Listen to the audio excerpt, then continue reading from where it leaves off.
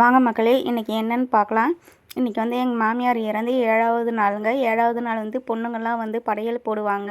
நேற்று போயிட்டு எங்கள் மாமியாருக்கு ஆர்டர் கொடுத்த ஃபோட்டோலாம் வாங்கின்னு வந்துட்டாங்கங்க. அவங்களுக்கு ஒரு ஃபோட்டோ, எங்களுக்கு ஒரு ஃபோட்டோன்னிட்டு இன்றைக்கி ஓப்பன் பண்ணி வச்சு அந்த ஃபோட்டோவை வச்சு பூ மாலைலாம் போட்டுட்டு சூப்பராக டெக்கரேஷன் பண்ணிட்டோங்க. அதுக்கப்புறம் என்னென்னு பார்த்தீங்கன்னா, எங்கள் மாமியாருக்கு பிடிச்ச பலகாரம், ஸ்வீட்டு, இனிப்பு, காரம், பழம் எல்லாமே வாங்கிட்டு வந்தாங்க.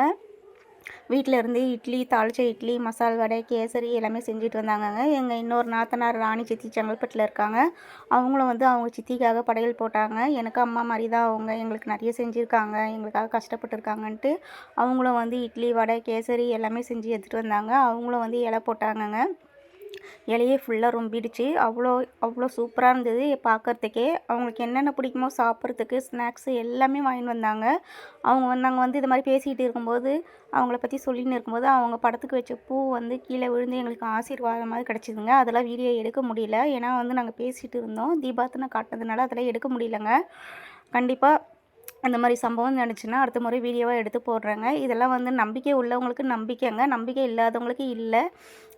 நாங்களே வந்து இதெல்லாம் நம்பாதாங்க இருந்தோம். ஆனால் இப்போ வந்து இதெல்லாம் நம்ம பார்க்கும்போது நமக்கே இதெல்லாம் உண்மைதானோன்ற நம்புகிற மாதிரி வந்துடுச்சுங்க.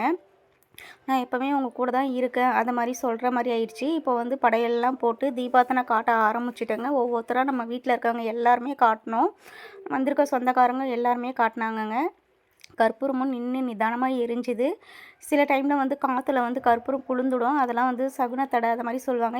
இன்றைக்கி வந்து எங்களுக்கு அது மாதிரி எந்த பிரச்சனையும் இல்லைங்க. விளக்கும் சூப்பராக எரிஞ்சுது, கற்பூரமும் நல்லா எரிஞ்சுதுங்க. நாங்கள் ஒவ்வொருத்தராக பொறுமையாக நிதானமாக காட்டினோம். நல்லா அமைதியாக எந்த ஒரு சண்டையோ எந்த ஒரு சிக்கலும் இல்லாமல் நல்ல முறையில் நாங்கள் இலை போட்டு முடிச்சோங்க. அவங்க ஆசைப்பட்டது எல்லாமே இதாங்க. என் சாவுலேயும் சரி, காரியத்திலையும் சரி யாரும் சண்டை போடக்கூடாது, எந்த பிரச்சனையும் இருக்கக்கூடாது, சந்தோஷமாக செய்யணும், எது செஞ்சாலும் யாரும் வந்து பிரச்சனை பண்ணாமல் இருக்கணும் அப்படின்லாம் சொல்லியிருப்பாங்க. அவங்க என்னெல்லாம் எதிர்பார்த்தாங்களோ அதே மாதிரி அவங்க ஆசைப்படியே எல்லாமே நடக்குதுங்க. இதெல்லாம் வந்து ஒரு சிலருக்கு தாங்க கொடுத்து வச்சுருக்கோம். இது மாதிரி நம்ம நினச்சது வந்து நடக்கிறதுக்கு. ஏன்னா சில இடத்துல வந்து எப்போ பாரு சண்டையாகவே இருக்கும். இவங்களுக்கு வந்து ஆசைப்பட்ட மாதிரியே நிறைவேறிச்சிங்க.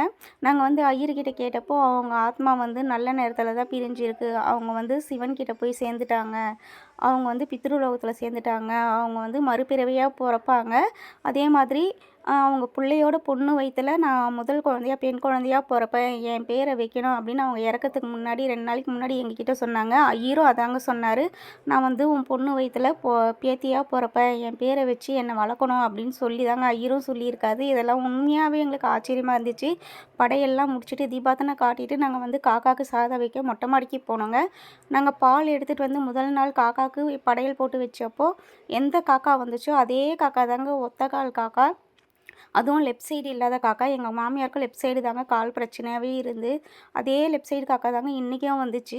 ரொம்ப ஷாக் ஆகிடுச்சு எங்களுக்கு. என்னடா இத்தனை நாள் சாதம் வச்சோம், அப்போல்லாம் நார்மலான காக்கா வந்துச்சு. முதல் நாளும் இன்றைக்கி 7ஆம் நாள் படையல் போட்டப்பவும் அதே ஒத்த கால் காக்கா வந்தது. அதே மாதிரி எங்கள் எல்லாருமே திரும்பி பார்த்துட்டு தாங்க அதுக்கப்புறம் அது இலையில இருந்த அவங்களுக்கு பிடிச்ச மெது போண்டாங்க அதை எடுத்துன்னு பறந்து போயிடுச்சுங்க. இது ரொம்ப சந்தோஷமாயிடுச்சு. எங்களுக்கு ஆச்சரியமாக இருக்குது. நான் உங்கள் கூட தான் இருக்கேன், உங்களை விட்டு எப்பவும் போகமாட்டேன், இங்கேயே தான் இருப்பேன்னு சொல்கிற மாதிரியே இருந்துச்சுங்க. அந்த காக்கா எங்களை பார்த்த பார்வையும் அப்படி தாங்க தோணுச்சு. இதெல்லாம் வந்து உண்மையாகவே எங்களுக்கு ஆச்சரியமாகவே இருந்துச்சு. நம்புறவங்க இதெல்லாம் நம்புங்க. ஏன்னா வந்து எங்கள் தெருவில் இருந்தவங்க எல்லாருக்குமே தெரியும், எங்கள் மாமியாருக்கு ஒரு காலில் தாங்க பிரச்சனை, அதுவும் லெஃப்ட் சைடு கால் தாங்க. இந்த வீடியோ பிடிச்சிருந்தா லைக் பண்ணுங்கள், ஷேர் பண்ணுங்கள்,